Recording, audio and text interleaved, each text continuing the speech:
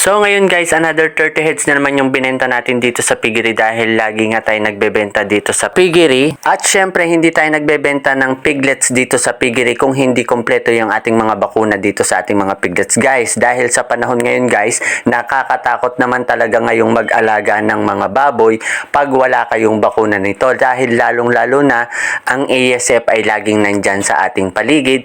So kadalasan ng mga sinyalis din naman talaga ng ASF ay yung mga pangkaraniwang sakit na ibinabakuna natin sa ating mga baboy. So, mas mainam na rin na tayo ay nagbabakuna dahil hindi naman po lahat ng sakit ay ASF. So, napaka-importante guys ng bakuna dahil dito guys, napoprotektahan natin dito yung ating mga alagang piglets pagdating po sa mga sakit. Lalong-lalo na yung mga mycoplasma, APP, hog cholera, yan po yung mga kadalasang sakit ng ating mga baboy. So, kaya dapat po laging kumpleto yung ating bakuna dito sa ating piggery.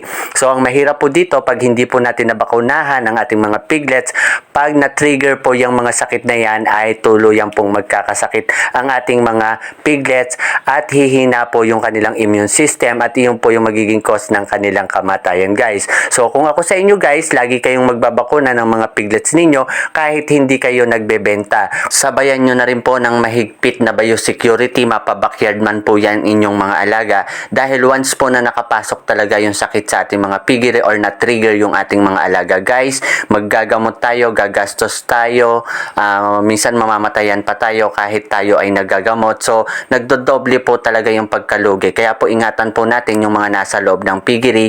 Huwag po nating hahayaan na basta-basta lang na may nakakapasok ng mga tao, sasakyan, hayop, ibon, so daga, basta guys gawin nyo lahat para walang makapasok sa piggery at yung mga taong pupunta doon sa piggery ay yung talagang mag-aalaga lamang at authorized lang ang pumasok at pilitin nyo pong makaligo ng inyong piggery bago kayo pumasok. So yun lang po muna for the meantime. Maraming salamat sa inyong panonood, pagla-like, pag-share, pagko-comment at kung di ka pa nakapollow sa page ko, i-follow mo na ako para lagi kang updated sa mga video ko at kung umabot ka sa dulo ng video na to, i-comment mo naman dyan sa baba para mapasalamatan kita. Happy farming, God bless us all.